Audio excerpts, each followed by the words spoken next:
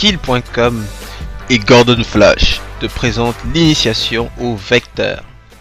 Mais avant de commencer, j'aimerais te poser une petite question. Selon toi, quel est le point commun entre ces situations?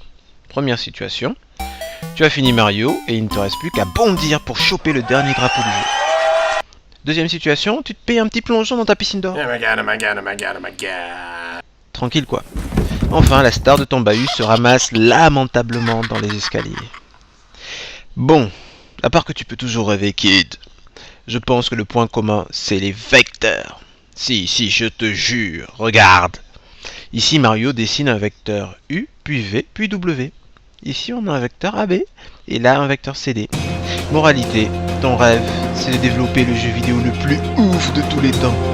Eh bien, commence par bosser tes vecteurs.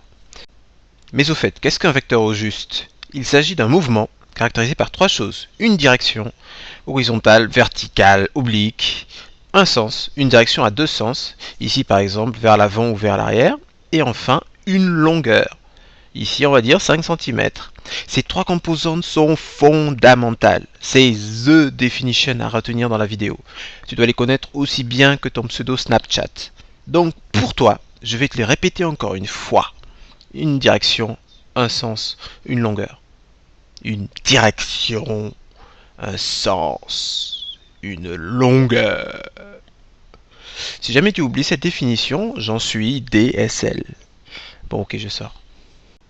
Bon, prenons par exemple notre cher ami Mario Bros. Il a des mouvements comme tous les personnages de jeux vidéo qui se respectent. Il peut par exemple faire un pas vers l'avant. Cela définit un vecteur U de direction horizontale, de sens vers l'avant et de longueur un pas. Il peut aussi reculer d'un pas. Cela va définir un autre vecteur V, toujours de direction horizontale, de longueur un pas, mais cette fois, le sens est vers l'arrière. Et enfin, il peut sauter vers l'avant. On a alors un troisième vecteur, W, de direction oblique, disons 60 degrés par rapport à l'horizontale, le sens est vers le haut et l'avant, et la longueur est, disons, l'équivalent de 3 pas. Comme on le voit, à chaque mouvement correspond un vecteur et ses trois propriétés. Et surtout, Mario peut effectuer les mêmes mouvements où qu'il soit dans le jeu. Par exemple, d'ici, il peut refaire son pas vers l'avant. On retrouve alors le même vecteur U que tout à l'heure, de direction horizontale, de sens vers l'avant et de longueur un pas. Imaginez heureusement que Mario peut utiliser ces mouvements partout. Imaginez qu'il n'arrive plus par exemple à faire son pas vers l'avant à partir du deuxième monde. La pauvre princesse Peach moisirait dans sa cellule à l'attendre. Hein, princesse? Le fait que Mario ait les mêmes mouvements où qu'il soit dans le jeu se traduit dans ton cours par la propriété suivante. Un vecteur n'a pas de position fixe dans le plan.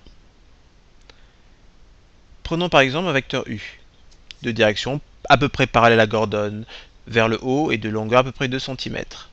Prenons deux points A et B, et déplaçons notre vecteur. On voit que le mouvement décrit par le vecteur U a les mêmes caractéristiques que le mouvement qui va de A à B. On peut donc écrire U égale AB. Et pareil pour W, il s'agit toujours du mouvement parallèle à Gordon, de longueur 2 cm et vers le haut. C'est la même chose, même s'il est représenté dans un autre endroit dans le plan. Ce vecteur représente toujours le même mouvement où qu'il soit fait dans le plan.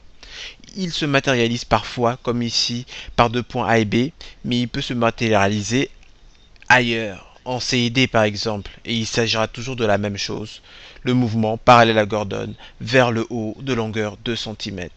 Maintenant, je vais te donner quelques définitions qui sont nécessaires à connaître pour survivre dans le monde des vecteurs. Première définition. L'opposé d'un vecteur. Mais qu'est-ce que c'est que ce truc?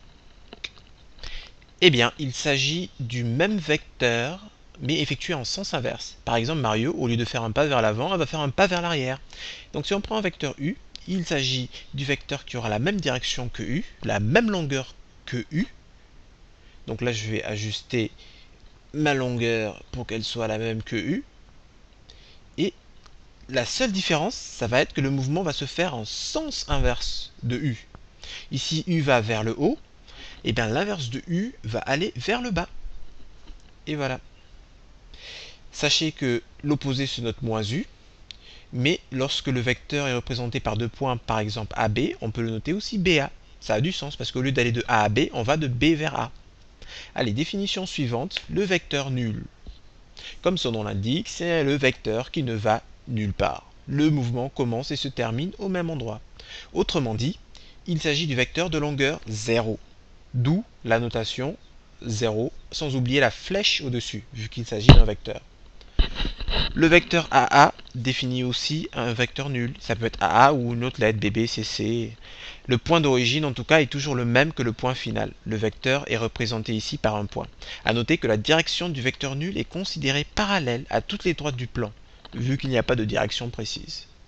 Et maintenant, la dernière définition du kit de survie, la translation. Savais-tu qu'en anglais, translation, ça signifie traduction? Bon, ok, je suis d'accord, rien à voir avec notre choucroute. En maths, translation est une application du plan dans le plan. Me diras-tu peut-être? Alors je m'explique. Une application du plan dans le plan, à un point A, elle va faire correspondre un autre point du plan A'. C'est comme une fonction qui à A fait correspondre A' qui s'appelle l'image de A. Alors, voilà comment fonctionne la translation. Prenons par exemple deux points AB distincts et un point C. La définition dit que D est l'image de C par la translation de vecteur AB, équivaut à dire que ABDC est un parallélogramme. Attention à l'ordre des lettres, ABDC et pas ABCD. Donc on note la translation de vecteur UTU ou TAB avec U en indice sans oublier la flèche. En clair, cela revient à dire la chose suivante. On sait que AB définit un mouvement. Pour obtenir l'image de C par AB, il suffit de déplacer C selon le même mouvement défini par le vecteur AB. Le point d'arrivée de C après le mouvement est l'image de C, c'est-à-dire D. Et vu que par construction C définit le même mouvement que AB, on peut écrire que le vecteur AB est égal au vecteur CD. Pour conclure, tu te poses peut-être la question fatidique. Mais au fait, qu'est-ce que les parallélogrammes ont à voir là dans tout ça? Si c'est le cas, je t'invite à regarder la vidéo sur les vecteurs et parallélogrammes, dont le lien se trouve dans la description. Tu y verras aussi des liens vers d'autres vidéos sur les vecteurs. Par exemple, somme de vecteurs relation de Chasles et coordonnées de vecteurs. Sur skill.com, tu trouveras des fiches de résumé de ce qu'on a fait ici, mais pense à les faire toi-même. C'est relou de les faire, mais tu te remercies toujours de l'avoir fait au moment des révisions. Si tu trouves que cette vidéo t'a été utile, mets un like et partage avec tes camarades. Et le plus important, souviens-toi que tout le monde peut devenir une star des maths. La seule différence est la confiance en soi, donc aie confiance en tes capacités. Tu peux devenir un super-héros des maths.